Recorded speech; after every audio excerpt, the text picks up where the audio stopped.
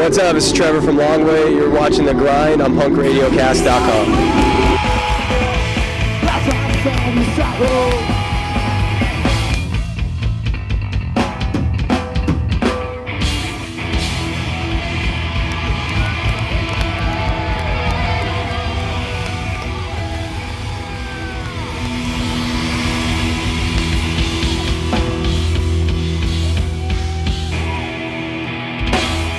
Hey everyone, welcome back to The Grind on PunkRadioCast.com. Chris here, Stacy's running the camera right now. We have Trevor Jackson, our friend from Longway. How the hell are you doing, man? Doing fantastic. How you doing, man? Pretty damn good. We were just talking beforehand. You're saying that you've been very, very busy since about April. Let's tell the Punk Radio Cast listeners what's new with Longway. Well, we actually went out and did a U.S. tour with the Horror Pops. In doing so, we hooked Patricia into singing for one of our new songs on our new album.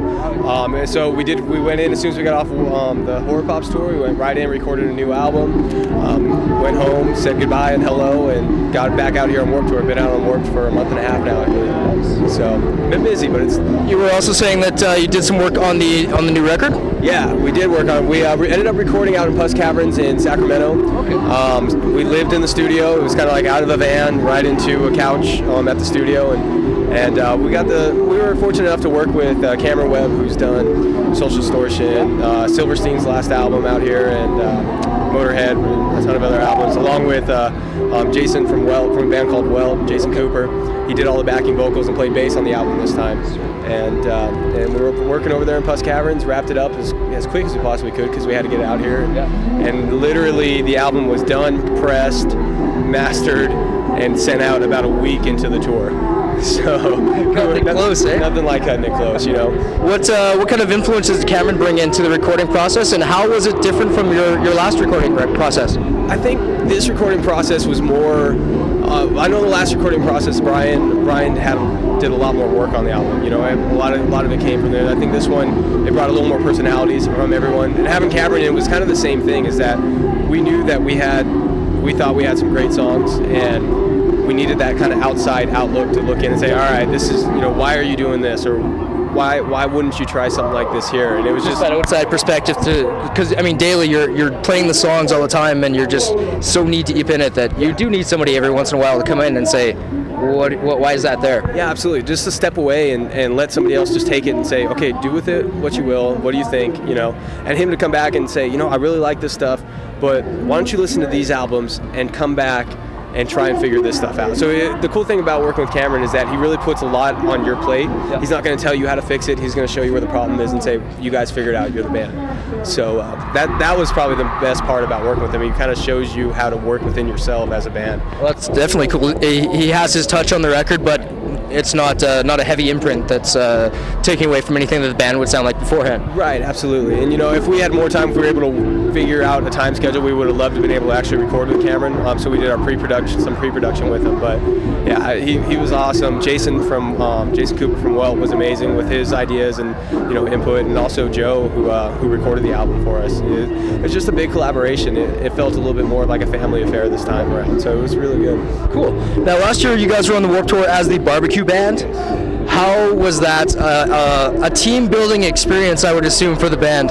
It was a team building experience. It was an ass kicking experience. I think as much as anything, I've never been more mentally and physically tired in my entire life. They say if you make it through this tour, you can do any tour at any time, and I definitely believe it. But so for people who are not familiar with the Barbecue Band, explain what that is. And you guys are still playing shows, but you're also in charge of running the barbecue at night. So basically our schedule is, there's 4 of us in the band, so we drive ourselves.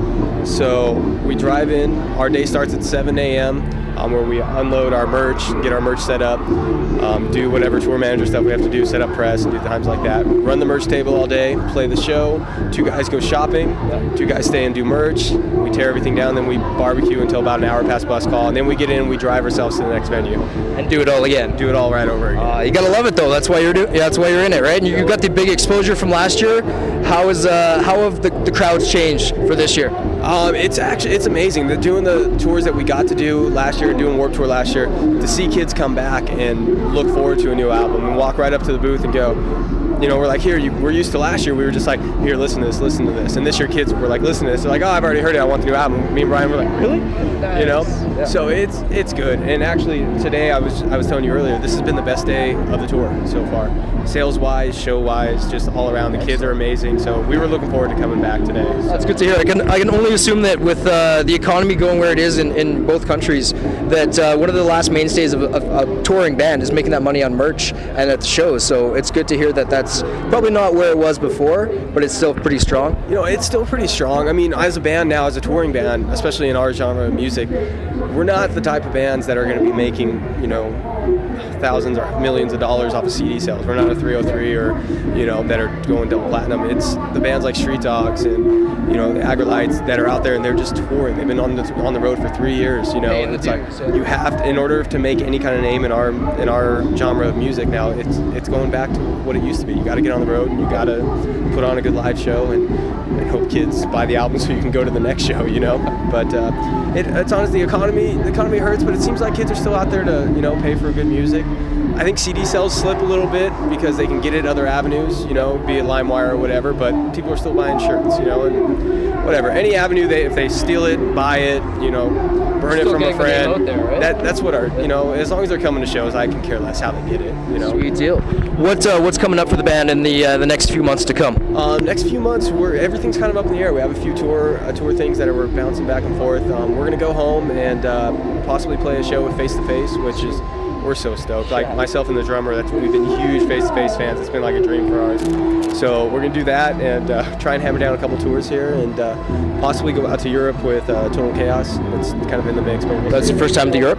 Yeah, it'll be our first time to Europe. So we're working on getting both albums out there to those guys, to those kids out there, and hopefully we'll be able to get out there soon. So we've heard nothing but good things. So it should be good. Everyone I've talked to who's gone across the pond has had an awesome time. And just the kids out there love it as much as the kids here love it. So punk rock bowling next year. You guys going to be attending that? I hope so, man. We had such a blast last year. It's punk rock bowling. Punk rock bowling is just kind of like a big mess of a weekend that seems like one really long day. And you get home from it and you're like, I need a vacation, Exactly. But yeah, we should be back out there. We were out there with Ultra Records last year. They had their big party. Yep.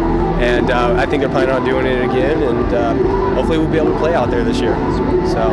Are you ready to rock it in May in Vegas instead of January? Yes. It should make everything a little easier. I think so, yeah.